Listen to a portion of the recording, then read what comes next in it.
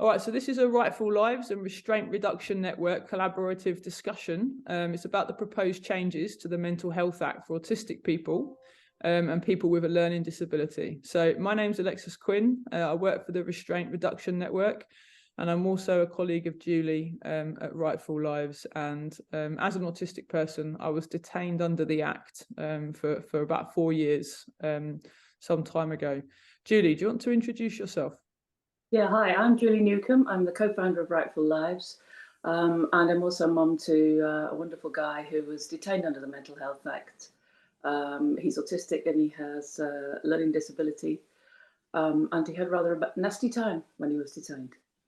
Thanks, Julie. And Dawn? Hi, I'm Dr. Dawn Cavanagh. So I currently work at Manchester Met University, and my background is learning disability. I have autism myself. I was a mental health outpatient some years ago, and I came close to being sectioned, fortunately wasn't.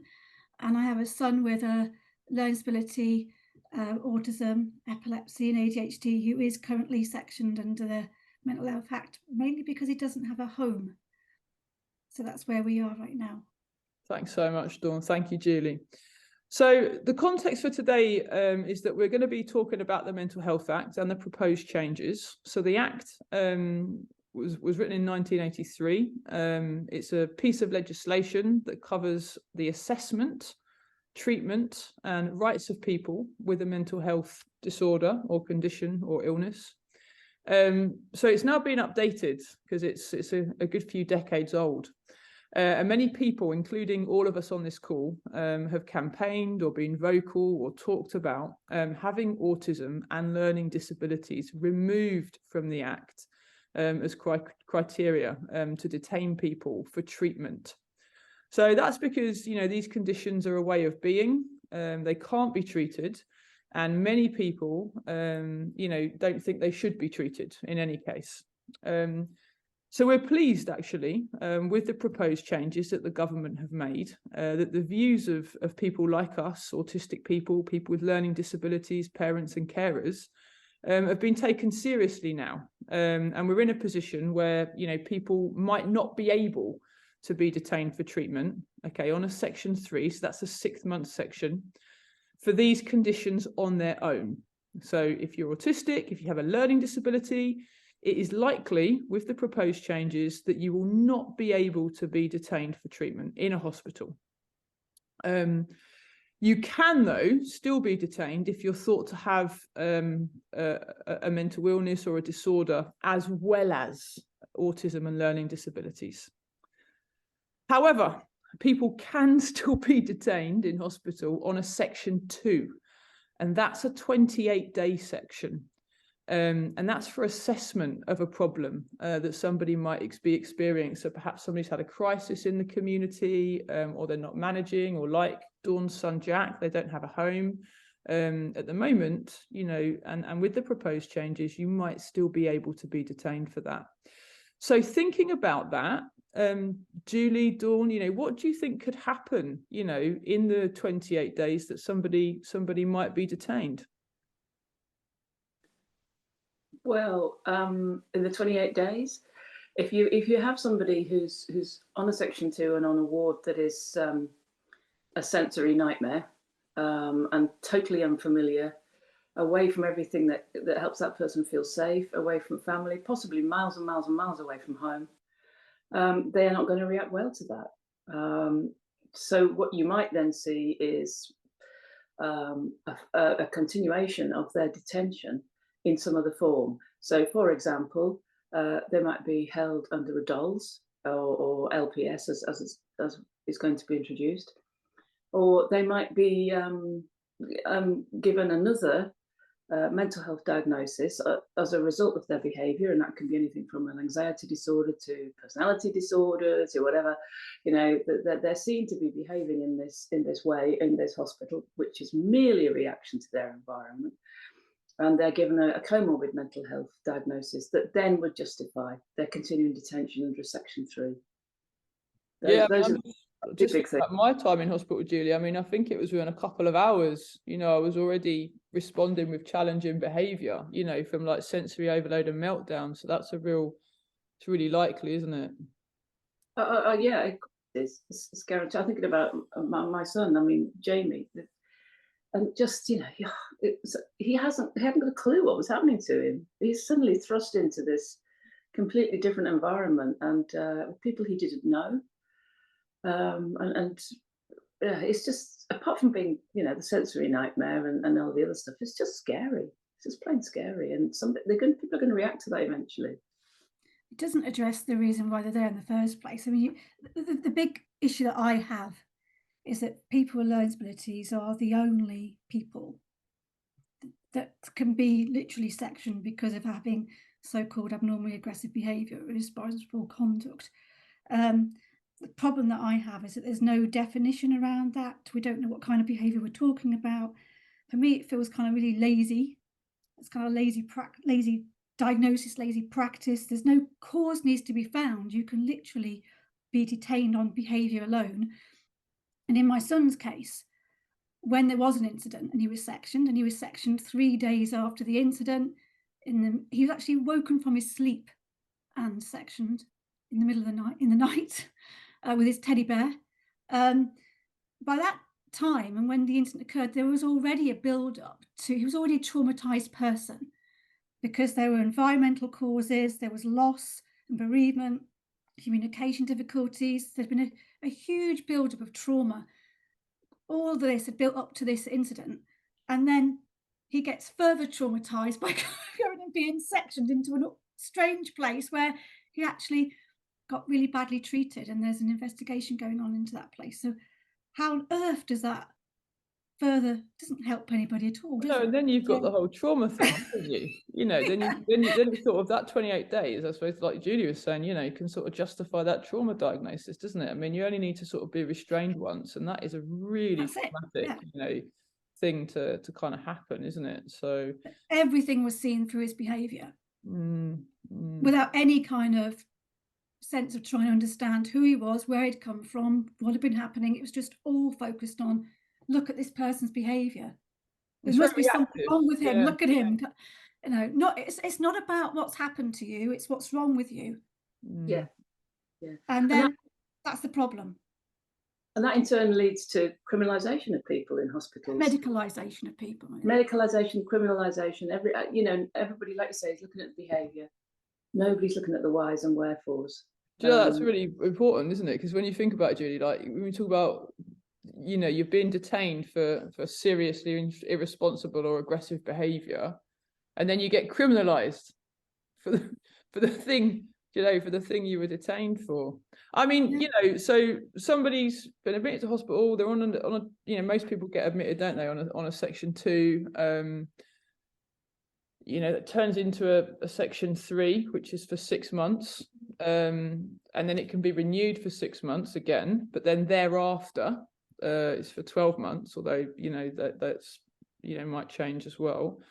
What are the unintended consequences of that? Because I know that all of us on this call have campaigned like super hard, for people not to be detained for autism and for learning disabilities. I don't think any of us agree that that's the right thing to do, but what are the consequences of that? I mean, just maybe for you to you, Dawn, first, because your son's in there because he's not got a house at the moment, isn't he? Yeah, I mean, he doesn't.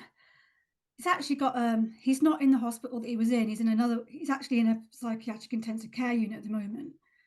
And I probably make 2 points. It is kind of. I mean, if that bill came into effect today, it wouldn't do anything. I mean, those reforms would be meaningless. It would just maintain the status quo, because, I mean, he's been in there 6 months. He didn't even go to mental health tribunal because everybody just agreed, well, there's nowhere for him to go. He doesn't have a mental health disorder. That's written down. It's all acknowledged by everybody.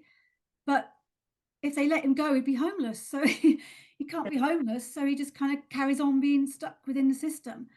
And there is also this irony in that lack of community provision. If you don't have that, then there's no better alternatives. And I mean, it's kind of ironic because where he is, and I'll try to be careful about not giving too much away here, but he's in a place in rural Wales where there are 3 sites, And so there's the psychiatric intensive care unit.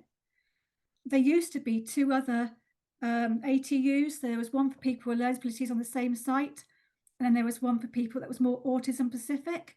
They've both closed in recent years. And the kind of argument is, well, we want to close the hospitals, don't we? And those people who were there have been moved on into the community. But the issue for people like Jack is that they're not going there, but there's still nowhere for them to go into the community now. So they're going into the psychiatric intensive care units instead, or they're having to be pushed into England or Scotland. If you've got nowhere for people to go, then the unintended consequence is that they're going to go into mental health wards instead, or into places in England and Scotland. So for me, it's about building those better alternatives in the community, because if they're not there, then an unintended consequence is that people will be diverted into other areas of the system where they're detained instead, if that makes sense. Yeah, I think so. And I think the other thing is that, Dawn, as well, isn't it? It's that, you know, if there's autistic people and people with learning disabilities in the community right now, okay, and something happens, like you say, like you know, the list that you just gave about Jack, you know, bereavement, etc., you know, whatever, loss, you know, or even moving from children's services, isn't it, to adult services can be really a difficult transition. People are going to end up in hospital, you know, or they're going to end up, for me, my worry about it is with a criminal record. You know, people like me, you know, so-called high functioning or low support needs autistic person are going to end up criminalized, you know, because I won't get detained under or held under the Mental Capacity Act, you know, and I don't have a co-occurring mental health condition. Julie, I mean, do you have anything, what do you think will happen, you know, in terms of the Capacity Act? And also, I know you've heard, Rightful Lives has heard a lot of people having diagnosis removed and some added. Do you want to talk to that a little bit? Yeah, sure. I mean, the biggest fear I have when you're talking about somebody being sort of stopped and for this kind of behaviour and they can't go to hospital is that the alternative is going to be potentially prison. And that's just really, really unforgivable. That what we haven't done, what the government hasn't done in all of this, is realise that if you take people out of the Act, correctly take them out of the Act, then you need to provide the alternative provision. And the alternative provision isn't dolls, it isn't prison. The alternative provision is a house in the community like Jack needs, proper community teams that can provide OT, speech and language, psychology, etc., and properly trained support staff, which, you know, we're currently seeing a shortage of. So these things need addressing. If you're going to do one thing, you need to do the other thing as well. You need to fill that hiatus. This isn't going to happen as it stands. As it stands, people will end up in prison. They will end up detained on a deprivation of liberty safeguard, or which is a bit of a worry in itself, is that the provisions for appealing aren't as strong with the dolls as they are with the Mental Health Act. Now, you have no access to tribunals, for example. Now, yeah, a tribunal, as Dawn is saying, isn't much use if there's nowhere for the person to go, but at least it's there. At least it's there. And of course, if you're detained under a doll, there will also be no access to Section 117 aftercare, which is there to make sure you don't end up back in hospital. So I think the dangers of doing one thing without compensating in the other direction are quite profound, actually. And I think what we're talking about here, you know, since 1983, since the Mental Health Act came in, you know, as it was legislated, is that it's actually acted as a safety net so that people don't go to prison. You know, well, I'm worried as well about suicide spiking. Yes. You know, so, you know, we know that autistic people are 9 times more likely to die by suicide. You know, so I think there's certain people that might be detained under the Capacity Act or kept in hospital under the Capacity Act. There's certain people that are going to go to prison. There's certain people that are going to die by suicide. And this is all at the end of the day because the Mental Health Act, or what we've currently got, is acting as a safety net, right, for the fact there's no community provision. I mean, Julie, you've been involved in in building the right support, you know, in the stakeholder forums. I mean, what are you are you hopeful that that's going to help this situation? No, absolutely not. I mean, we're already on target to miss the discharge, the 2024 discharge deadline. So, I mean, so yeah, discharging people and closing hospitals. It's not going to happen. But they're not doing anything about that. And so yet again, another deadline for discharging people from hospital will be missed. But there is still. Will it be missed though? Because you know what I reckon might happen is they'll be like, oh, people are in prison now, or they're dead, or they're under doles. So actually, we've reduced these 2,000 hospital beds. Do you see what? Well, yeah. Well, yeah. You know, it's like massaging figures, isn't it? Really, because they're already massaged. I mean, you look at the mental health data set; the numbers are much bigger. So everybody, NHS England, the Department of Health always quotes the Assuring Transformation data set, but it has to be understated because it doesn't include people who go on short stays who might be revolving door cases, for example. And of course, in Wales as well, the data set is yeah. It's kidology, isn't it? You know, who do they think they're kidding? But so, I think sorry, Julie, go ahead. You talk about deaths. I mean, on the Assuring Transformation numbers, a death is not included separately. You'd think that it should be because it's fairly important if somebody's died in a hospital. It's included in discharge other. So, I mean, that's quite insulting, really. But I don't see any evidence of building the right support really getting to grips with getting community provision. I think one of the things they said they would do would have 24-hour community provision available nationwide, and they can't even say where they're up to with that. They have no idea where there is that provision and where there isn't.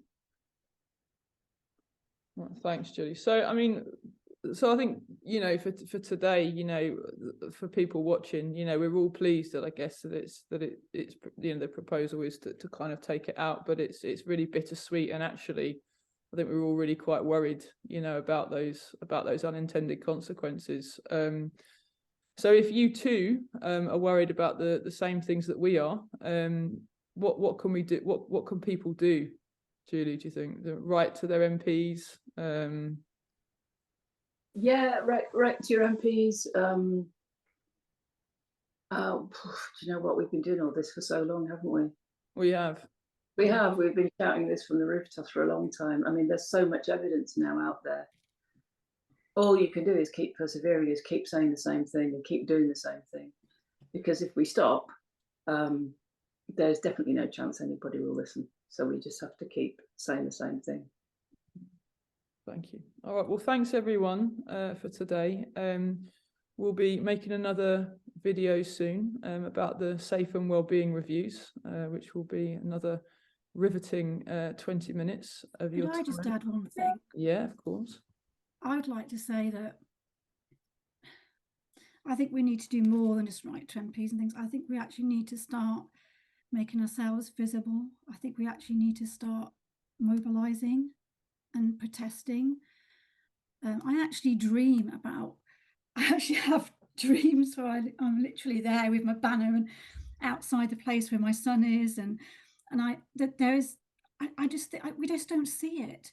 Like with other movements and other we just don't see it with people, lesbians and their families, but there is an appetite for it. So you see the odd person pop up on different Facebook sites and Twitter sites saying who's there, but there's a difficulty of getting everybody together. But I definitely think that it's time for that. Yeah, I think Stripped of Human Rights did that a while ago, a couple of years ago. But yeah, more of that sort of thing would be, apart from anything else, it makes you feel much better about things. Happy in the street shouting. Yeah, I quite agree.